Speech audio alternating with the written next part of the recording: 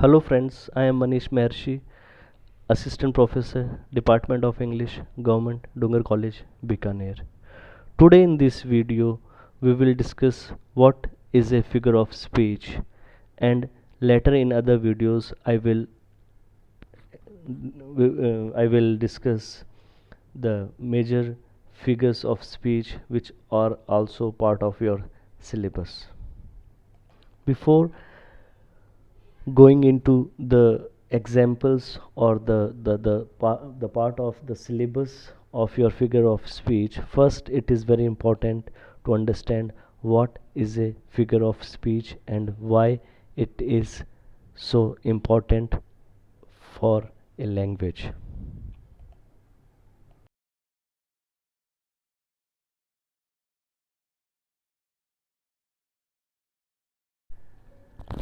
So before discussing the examples of figure of speech, first I would like to discuss what is a figure of speech.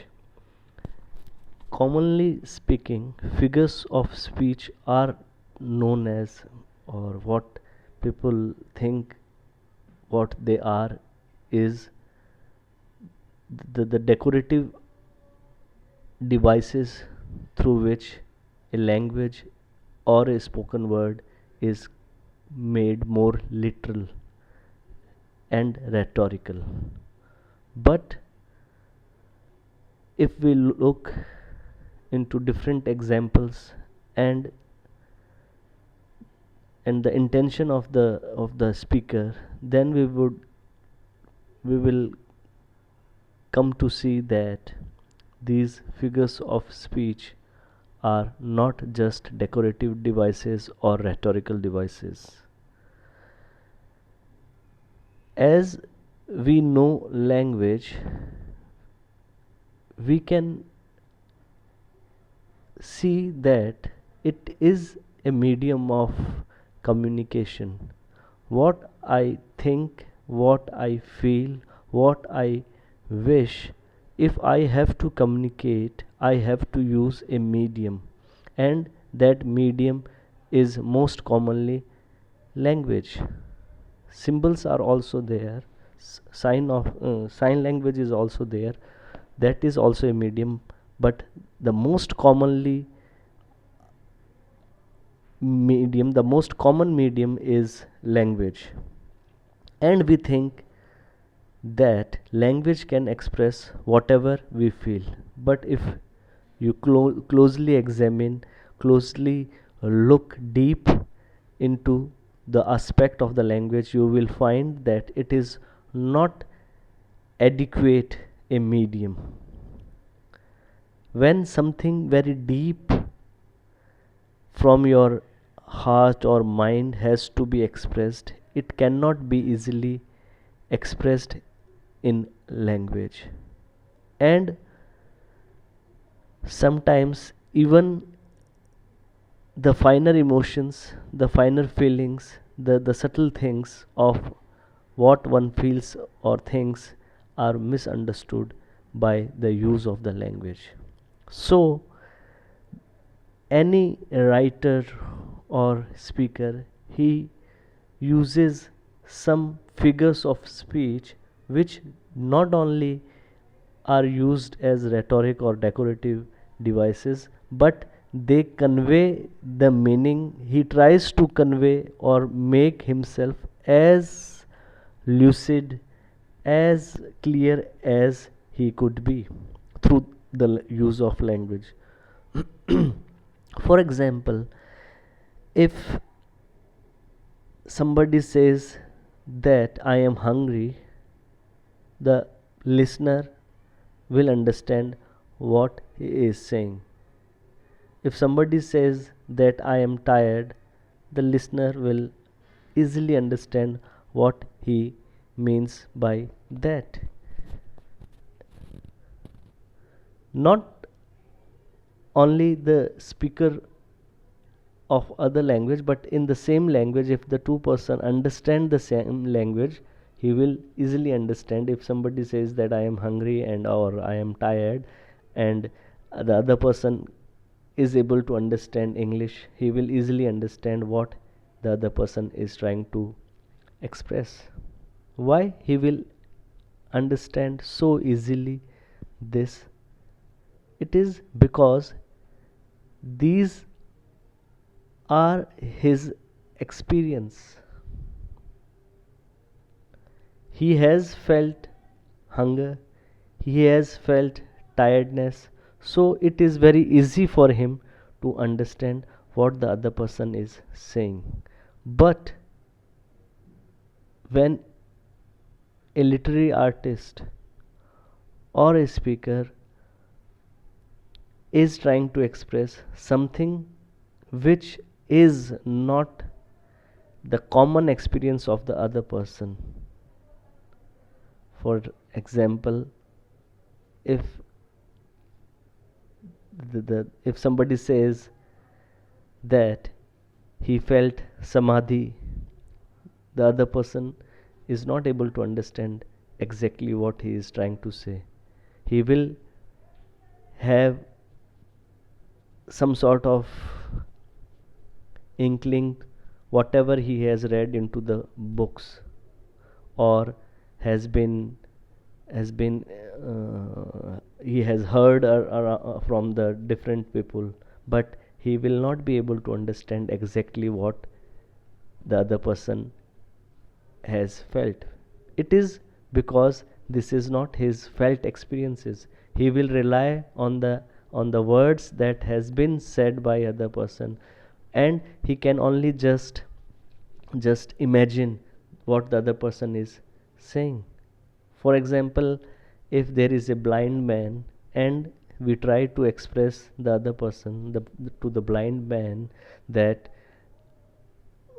if we describe him what is light, he cannot understand what is light. If he is blind from his birth, he will not be able to understand what is light. He will ask some sort of things, the common mediums through which he can understand. So it is very difficult for the language to express something which is not the experience of the other person. When a poet or a lover expresses his feelings through words, through language, it becomes very difficult for the other person to understand. For example, for another example is, somebody says that something is beautiful, so it is his experience. He felt the beauty in that thing, but it is not necessary the other person also feel the same thing, the same beauty which the one person is experiencing. So the poet or the lover will find some common things to express what he wished to say. For example, when the poet says that my love is a red rose, now he compares his beloved with a rose which is full of redness. So he find a common thing to express the beauty of his beloved. His beloved may not be beautiful to the other person, but to the most of the people, rose is a symbol of beauty, of softness, and attracts the onlooker. So is with the poet. He feels the same beauty, the same softness, and the same attraction towards his beloved. The poet is not just expressing the beauty of his beloved. He is expressing the whole experience, what he feels when he sees his beloved. And this is expressed through his his comparison of his beloved to a rose. And through this comparison, his emotions, his feelings, his experience is communicated to the other person, and the other person or most of the person will understand what he wished to say.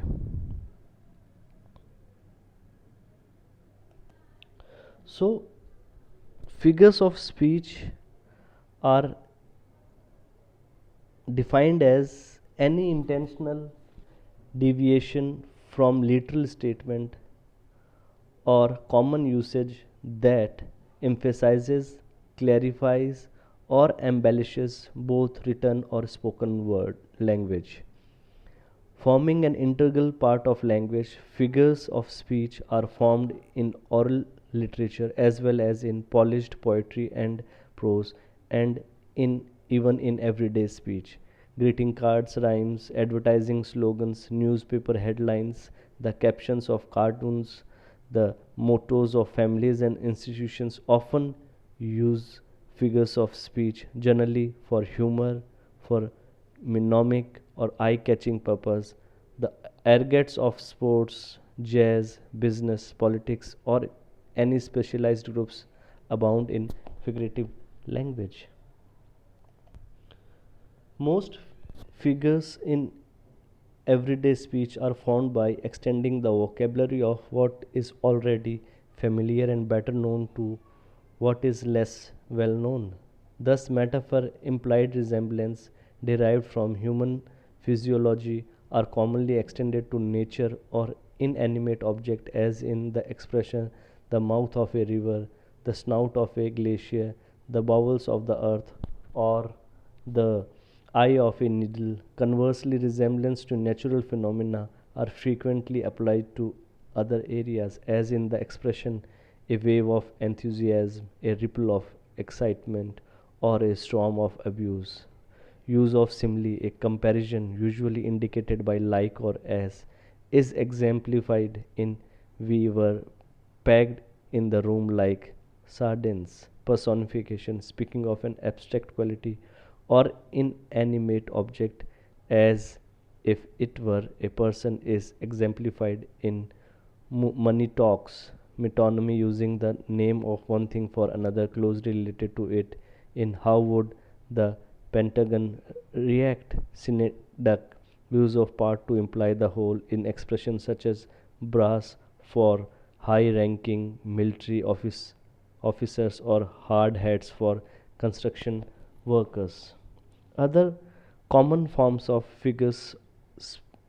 figurative speech or figures of speech are hyperbole, deliberate exaggeration for the sake of effect, as in I am so mad I could chew nails.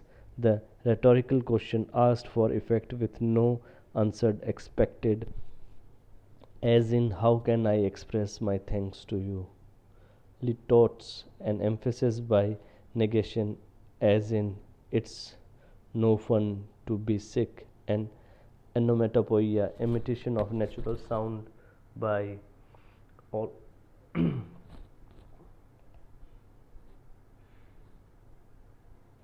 imitation of natural sounds by words, as buzzing of the bees. Almost all of the figures of speech that appear in everyday speech may also be found in literature, in serious poetry and prose. However, their use is more fully conscious, more artistic, and much more subtle. It thus has a stronger intellectual and emotional impact, is more memorable, and sometimes contributes a range and depth of association and suggestion far beyond the scope of the casual colloquial use of imagery. In European languages, and especially in English, figures of speech are generally classified in five major categories. Figures of resemblance or relationship, example, simile, metaphor, caning, conceit, parallelism, personification, metonymy, synecdoche, and euphemism. The second is the figures of emphasis or understatement. Examples: hyperbole, litotes, rhetorical questions, antithesis, climax, bathos, paradox, oxymoron, and irony. Then the third is figures of sound, for example, alliteration, repetition, anaphora, onomatopoeia, and others. The fourth one is verbal games and gymnastic, for example, the pun and anagram. And last and the fifth one is errors, example, malapropism, periphrasis, and spoonerism.